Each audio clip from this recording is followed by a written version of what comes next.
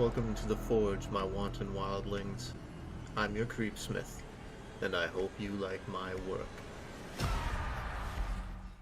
Often, the mark of a good writer is world building, the ability to craft settings that are realistic enough to suspend disbelief but reactive to unique circumstances in a logical and believable manner.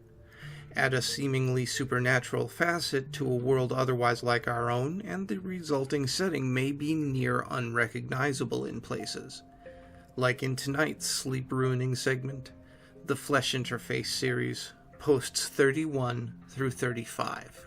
Written by B9Mother9Horse9Eyes9. Posted on May 5th, 2016, at motherboard.vice. I'm not sure who came up with the idea of sending a dead body through a portal. It's such a simple idea, and yet, at the time it made no more sense than buckling a dead body into a space capsule and sending it up into space. We wanted to find out what was on the other side of the portal, beyond the event horizon. We had been studying the so-called flesh interfaces for years, and yet of all the mysteries that surrounded them, the portal phenomenon, the apparent teleportation of objects which occurred within the fleshy tunnel, was the greatest mystery of all. So sending a dead body made little sense. Remember, this is what we knew at the time. If an inanimate object went into the portal, it returned a short time, less than 3 seconds later, at a random location within the interior zone. Cameras and sensors picked up nothing of interest. If an animal went into the portal, it sometimes returned either alive or dead. Most returned altered. If an adult human went into the portal, the person was likely to return, but would either be dead or too altered to describe the other side. Those who returned alive died shortly thereafter. If a child went into the portal, the child was likely to return alive, but was invariably altered. However, the altering was relatively mild, and some even remained cognizant. Unfortunately, information gleaned from them was cryptic and seemed to generate more questions than it answered. They all died shortly thereafter. Sending children through the portal was distasteful to us for obvious reasons, and we were searching for an alternative. One day, during an experiment, someone was about to send a group of genetically altered mice through when they noticed that one of the mice was dead. Perhaps out of curiosity, they sent it with the others anyway. All of the mice came back alive. This was obviously of great interest. Now we were not only dealing with teleportation, but with resurrection. Of course, we immediately started sending all manner of dead animals through the portal. We joked that if the portal was actually some kind of alien office mailing tube, they'd probably be pretty pissed about all the dead rodents.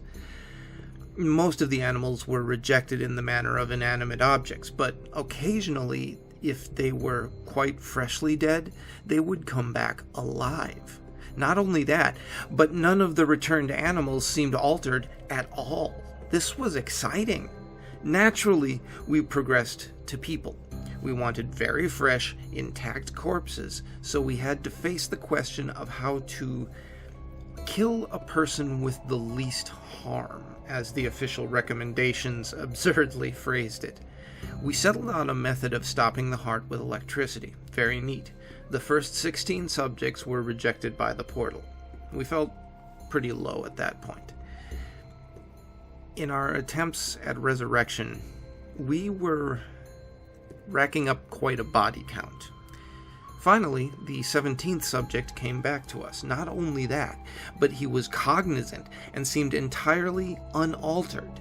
Now, finally, after decades, we were about to find out the secret of the other side. In 63 BC, the Roman general Gnaeus Pompeius Magnus marched his soldiers across the kingdom of Judea and laid siege to Jerusalem, its heavily fortified capital city. Known to history as Pompey the Great, he was 43 years old at the time and one of the most powerful men in the world, an ascendant general tasked with expanding the mightiest empire on earth. In his dealings with the occupants of the obscure kingdom of Judea, he surely had become aware of their peculiar devotion to a mysterious god they worshipped to the exclusion of all others. A strange notion for the cosmopolitan Roman, accustomed to a bustling marketplace of competing gods and cults. He also knew that at the heart of Jerusalem there stood a great temple, even more well fortified than the rest of the city, where this curious god resided amongst angelic statues of gold and other symbols of occult majesty. This temple was the holiest site in a holy kingdom, and contained within its walls a small sanctuary chamber known as the Kodesh HaKodeshim, or the Holiest of Holies, where the very presence of the god was said to dwell in the darkness. Nobody in the kingdom was allowed into the Kodesh HaKodeshim except the high priest, and then only once a year on the Day of Atonement to sprinkle animal blood on the ground as an offering. The Kodesh HaKodeshim was separated from the rest of the temple by an elaborate curtain, and the high priest was required to ritually cleanse himself before entering. It's said that any unclean person who entered the Holiest of Holies would be met with death, and legend has it that the high priest only entered the sanctuary with a rope tied around his ankle, so that if he died therein, he could be pulled back out. How much of this did Pompey the Great know on that day the city finally fell after a 3-month siege? On that day, he and his soldiers slaughtered 12,000 Jews who were defending the sanctuary, and he strode through the entrance of the imposing temple as a conquering hero to the Romans and a murdering intruder to the Jews. Inside the temple, he saw the glittering wealth acquired from faithful Jews throughout the region. But rather than wealth, it seemed that he was much more interested in finally laying eyes on this reclusive god he had heard so much about. Ancient historians recorded that he did not relieve the temple of its treasure, but instead went to the Kodesh HaKodeshim. Maybe he wanted to see what sort of magical creature could maintain such a peculiar hold over its faithful that they would not abandon the temple even after it was hopelessly overrun, that they would stay and die by the thousands, sacrificing their own blood on its grounds. Perhaps he was unaware of the tales of death that surrounded the Kodesh HaKodeshim. Perhaps he didn't know that this was a god which had leveled the world in a flood, which had rained fires on cities, which had delivered the Jews from the yoke of the mighty Egyptian Empire, and which had destroyed armies and kingdoms. Or perhaps he had heard these stories and simply didn't believe them. At any rate, history records that he went into the inner part of the temple and pulled back the curtain which hid the Kodesh HaKodeshim from the world, so that he might stand and gaze upon the very presence of God. The man was an illegal immigrant from Honduras. Illegal immigration had always been a great help to us. Why bother to erase these people when they can do it themselves? Anyways, he was under the impression that he'd been in the custody of immigration enforcement for the last few months, while we ran the standard battery of tests. He was 24 years old, 171 centimeters tall, above average intelligence. We stopped his heart with electrodes and put him inside the flesh interface. He came back quite jittery and minimally responsive. Posing as doctors and nurses, our technicians took him to a medical room for testing and interviews. We assumed that he had been altered, but we tested his blood for the presence of the exotic LSD analogs that accompany alteration, and there were none. Slowly, over a period of several hours, he began to calm down. Then, he began to talk. We asked him what he remembered about the last few hours. He was under the impression that his experiences had been merely a dream, that some sort of calamity had happened during his sleep which left him reeling. He assumed that the part where we dragged him out of bed and stopped his heart was a dream, too. He said that after that part of the dream, he suddenly found himself inside something that looked like a giant sausage casing, like a tunnel of meat. This was very exciting to us because it roughly corresponded to the appearance of the flesh interface which contained the portal. Given how he was brought into the interface tunnel dead and returned within the interior zone, he couldn't possibly have seen the interface tunnel. Therefore, we surmised he was describing the interface on the other side of the portal. This was our first concrete knowledge of what was on the other side. What did Pompey expect to find on the other side of the curtain? In many Roman temples, there was an image of the honored god occupying some central space in the structure. It can be assumed that he expected to find one of these. But did he expect to find the actual presence of God? Could he have possibly expected this? For if he had believed in the Jewish lore, wouldn't he have also expected death? Wouldn't he expect to be punished for defiling the temple?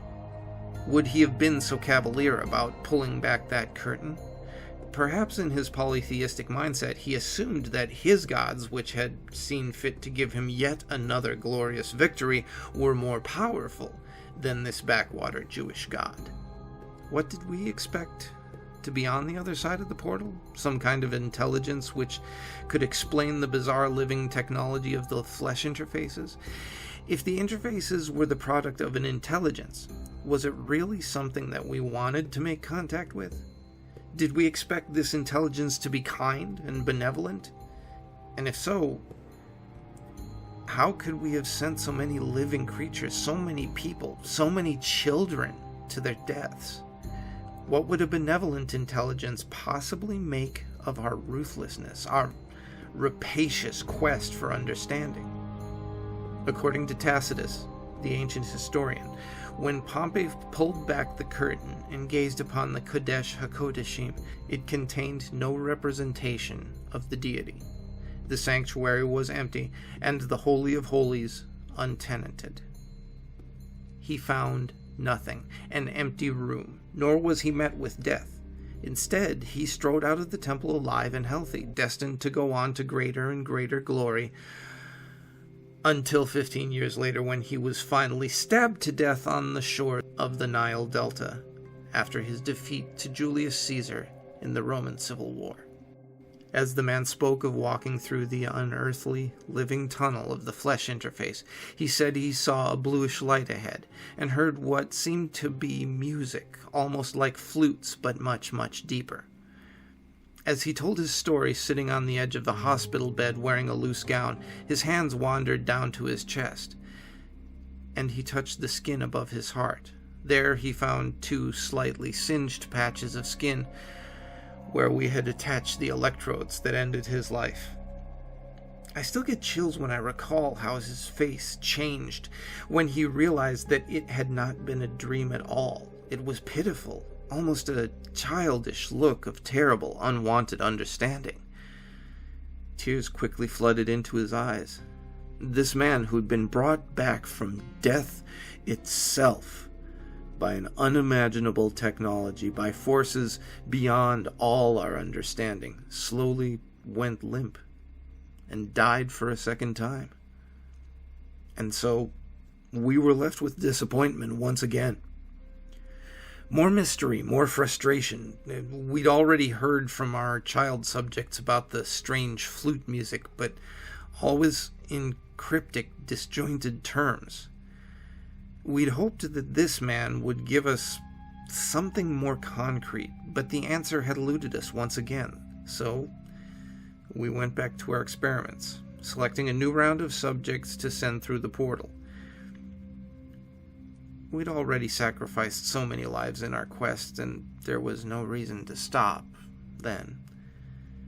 Knowing what I know now, I sometimes wonder, was Pompey lucky when he pulled back that curtain and found nothing? 31st post. The children returned. Of all the children who had been returned from the portals, only one survived in the long term, though we didn't realize it until years later.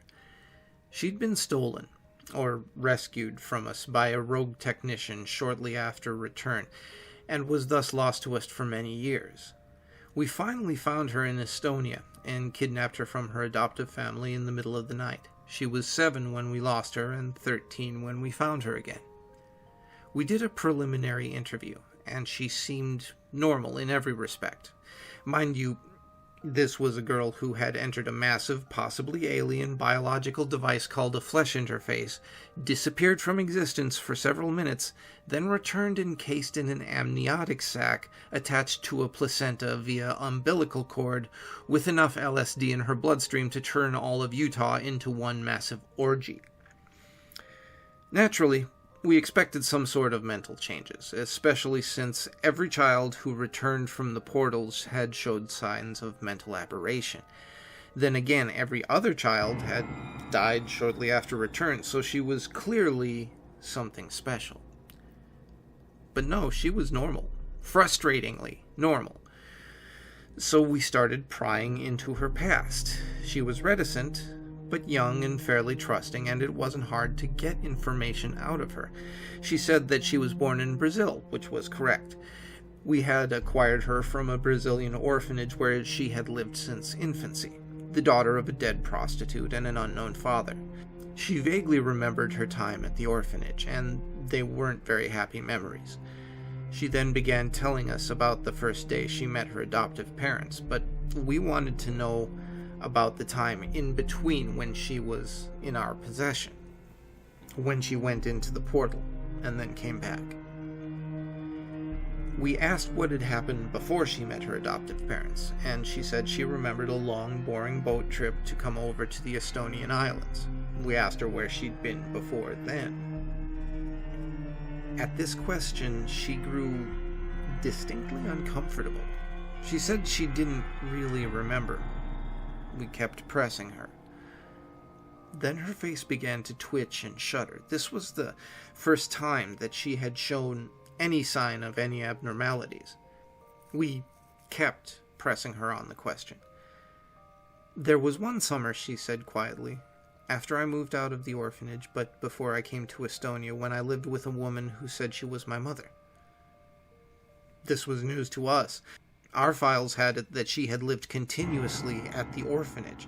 We asked her about the exact time, but all she said was that it was for one summer. This was curious because she had been in our possession one summer 7 years ago.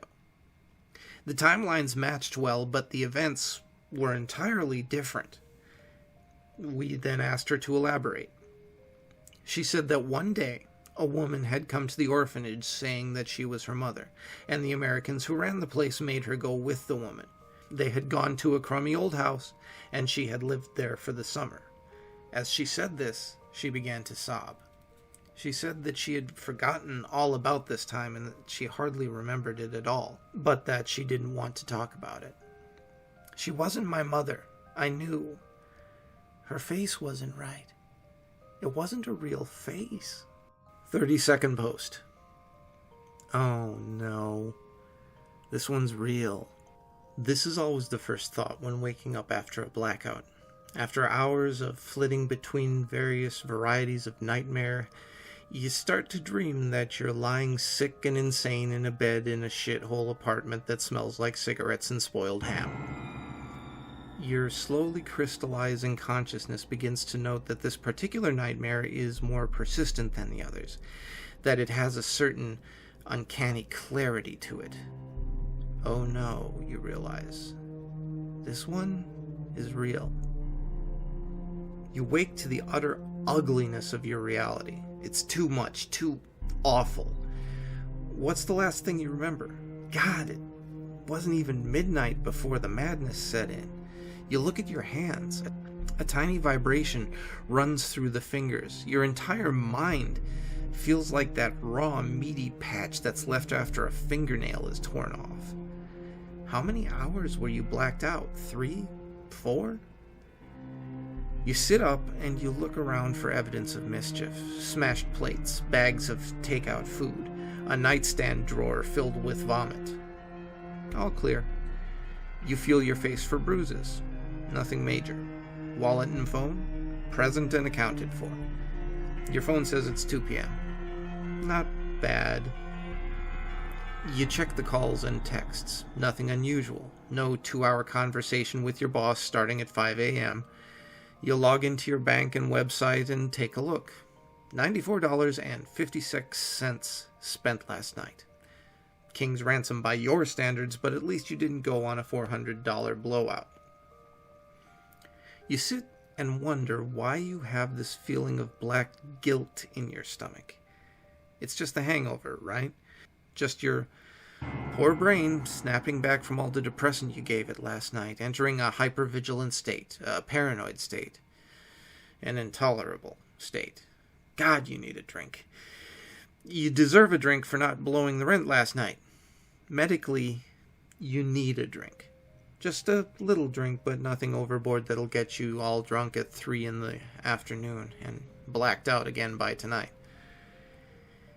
You go out of your tiny bedroom to the front part of your apartment, and your heart stops. A woman is lying asleep on your couch.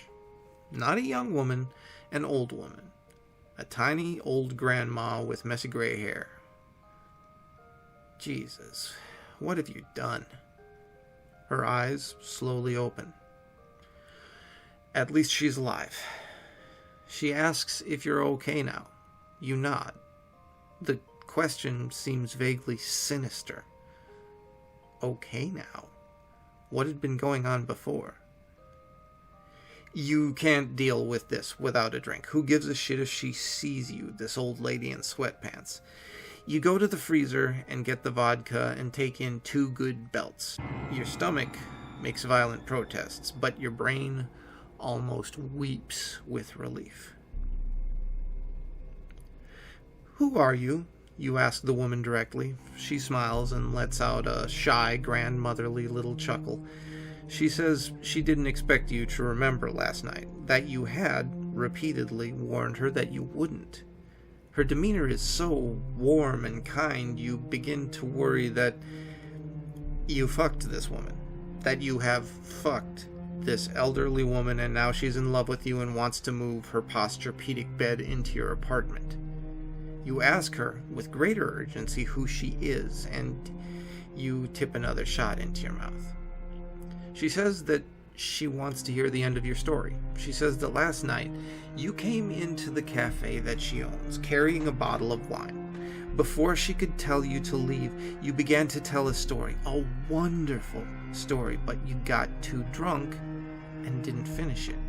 So she got you into a cab and made sure you got home and slept on the couch because she very much wants to hear the end of this story.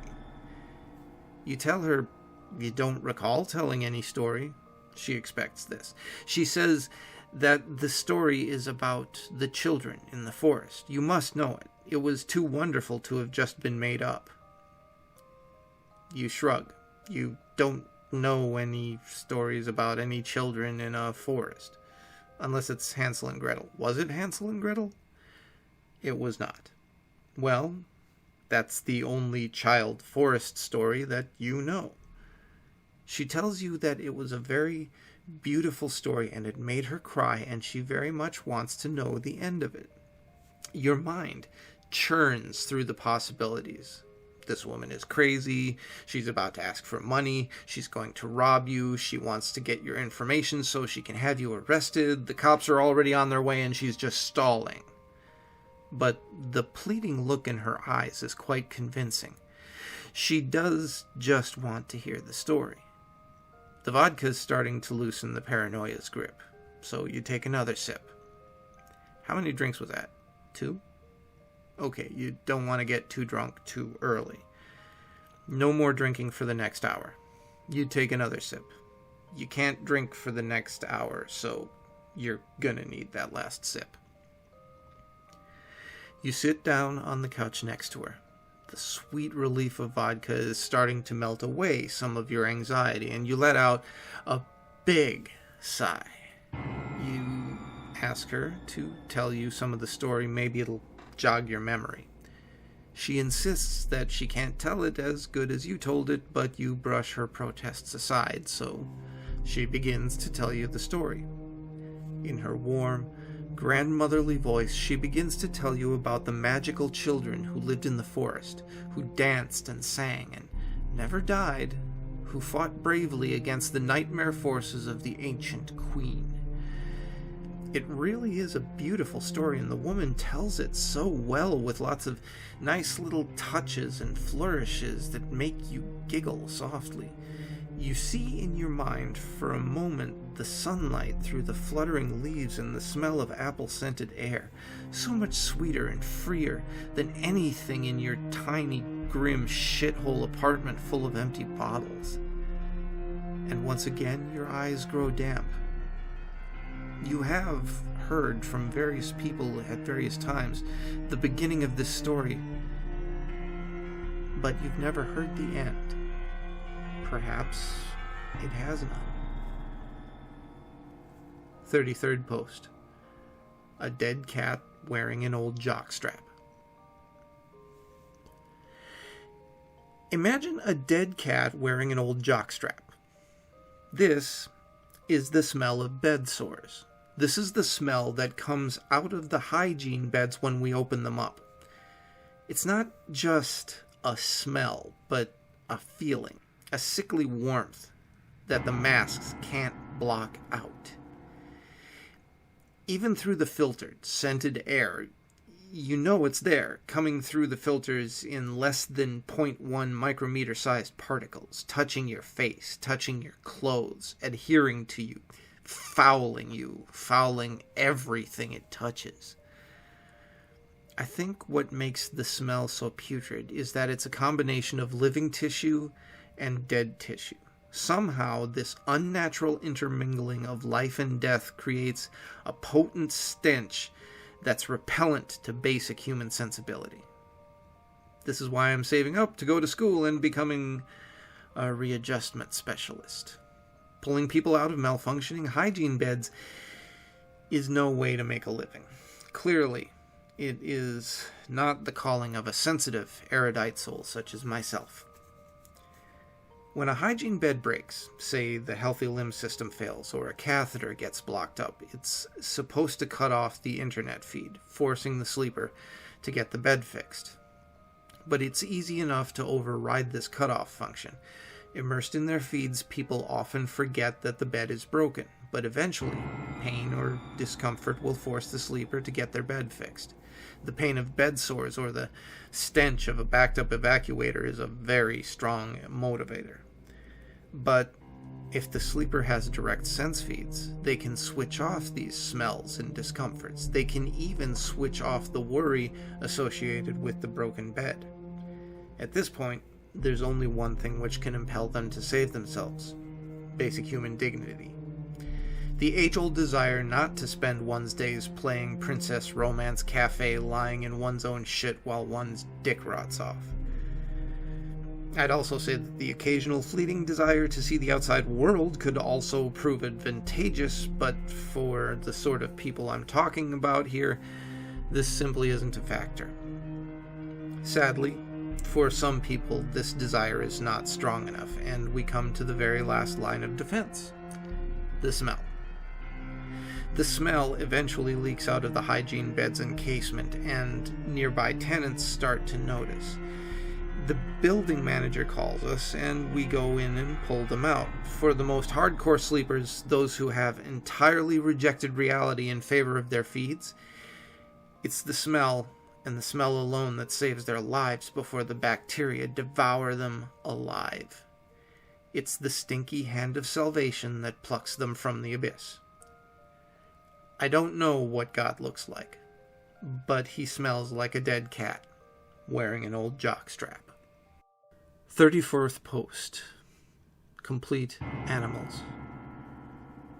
How quickly they turn into complete animals. They come out of the wagons, already quite bestial, crying and lowing for water, yet there is still the facsimile of humanity about them. They wear clothes, spectacles, wedding rings. The women have their long hair and jewelry. We strip away all this deceit quite quickly.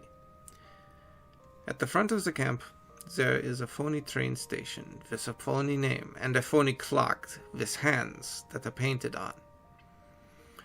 All of this is just as phony as they're posing, they're insinuating, they're pretending to be normal folk.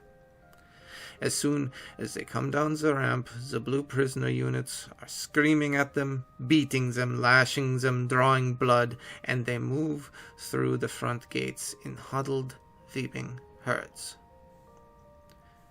There we separate the men and the women and have the women's hair cut to make socks and such. And in a moment, it is complete. Centuries of hiding among us, posing and passing is all erased, exposed, and the nature is plain. Look at the hideous, gnarled faces, all the varieties of bloodline impurities, the women's sagging udders, fatty, hanging bellies, the men's mutilated penises in thatches of pubic hair. You see it quite clearly, and you absolutely cannot deny that they are utter beasts. That we allowed them to infest our cities like vermin, to hold power over us while we were tilling the soil and building the fatherland. It absolutely appalls. This will be our great shame in history's eyes. We move them through the long tube to the gas chambers. The men can go first, as their hair does not need cutting. Then the women. The women panic, screams everywhere. You watch the mottled haunches of the old women shudder and ripple as their legs shake like newborn calves. They realize that we will not be wasting any time, that it will all be immediate. Streams of fresh shit run down their legs, and now the helpers must club them in every step of the way, or they will turn back. Marchenko carries a sword. He thinks it's an imperial cavalry sword, but it is just an imitation. Still, it is an actual sword, and in his hands it is more effective than the clubs. He hacks at the crowd like a jungle explorer in an American film. He makes all sorts of sneering, dramatic faces as he works, and whenever he scores a particularly impressive blow, his whole face turns red with delight. Once, he sliced off an old woman's teeth. He picked it up and showed it to me. The inside was made of corn-colored pearls of fat. I let him take it to the work camp and have a good chuckle while watching a prisoner devour it. And I had a good chuckle, watching Marchenko's face. There are only a couple of dozen SS at the camp. Almost everything is run by Red Army watchmen and special prison units, and yet we can process 15,000 in a day. Wonderful. It is because of the way the camp has been built. There is a fake train station, the tales of showers and uniforms and assignments, and a narrow tube to funnel people into. The walls to hide the chambers and the pits, and there is the hierarchy. The captured Red Army men and the special unit prisoners all set against each other with the proper incentives. Everything in the structure concentrates power on us. Perhaps, if the right structure was built, an entire race could be eliminated by a single man with an unloaded gun. 35th post. Consider this case. Consider this case. A woman, 28 years old, lives in a bedrock apartment block in Alabama. She is engaged in heavy feed use since childhood, spending 70 to 80% of her free time connected. At age 16, she finds global success as a mix guide, netting her a considerable sum of money. One day, when she's 19 years old, she connects to her feed. She does not disconnect again for 9 years. 9 years of continuous feed. 9 years without any direct human contact. 9 years alone in a hygiene bed, dreaming. Meanwhile, her feed is a veritable flurry of digital contacts, mixes, life stories, role swaps, rooms, hunts, avatar makers, empathy games, sex play, and on and on. For a while, her mix tours sell well and she enjoys her celebrity. But over the years, tastes change and her income starts to fail. Try as she might, she cannot revive her popularity. She tries sorting, tutoring, crowd matching, whatever she can that will make her money. But the competition in these markets is harsh, and she has significant debts to several promotion companies. Her money runs out. She manages to credit bounce for a while, but the writing is on the wall. She must disconnect. She knows this, yet she cannot bring herself to do it. Within the feeds, she's well liked by her spheres, known as a talented mixer and narrator, a reasonable wall mediator, and a sensitive and capable participant in sex play. But she has a direct sense feed with complete safety overrides, and she's been on increasing pain dampening for the last 4 years. She knows that she has bed sores, and perhaps will need multiple amputations. She has assumed that she will live feed to grave, and she can't bring herself to disconnect. She researches cortical suicide methods, but decides against it. She contacts emergency services and arranges for them to bring her out from her hygiene bed. One day, shortly after her 28th birthday, she's disconnected after a 9-year dream.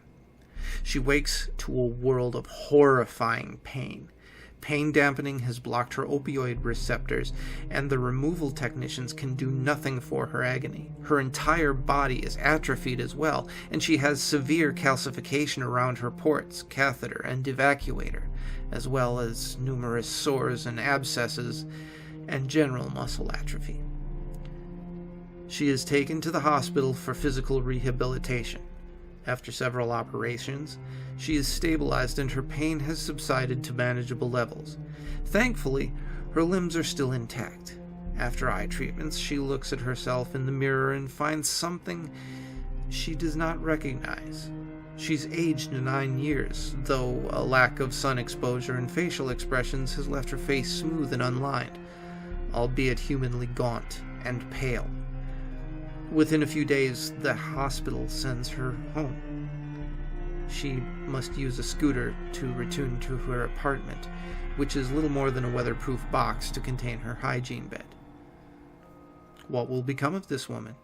Sitting alone in her apartment with no job and no touch friends, without even a bathroom other than the hygiene bed, she will find it very difficult to resist the lure of the feed. The lack of stimulation will mean that she's often bored. The lack of predictability will mean that she's anxious whenever she's not bored. She will find unmediated socializing torturous. According to our statistics, there will be a 90% chance of her making another long-term connection within a month.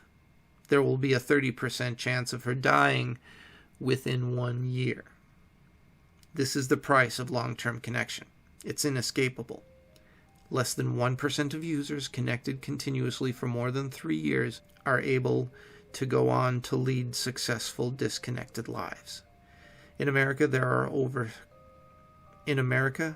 are currently over 30 million users on long-term connections. Unless something changes, they will stay connected until they die. This is why we have created Companion 12. O God, can I not save one from the pitiless wave? Is all that we see or seem but a dream within a dream? I guess old Edgar ain't got nothing on a transdimensional meat tunnel. Once again, we'll be back with more from the ever-expanding series of drug-spawned hell. Till then, stay scary, my wildlings. Only open the curtains if you're sure, and make the most of your nights.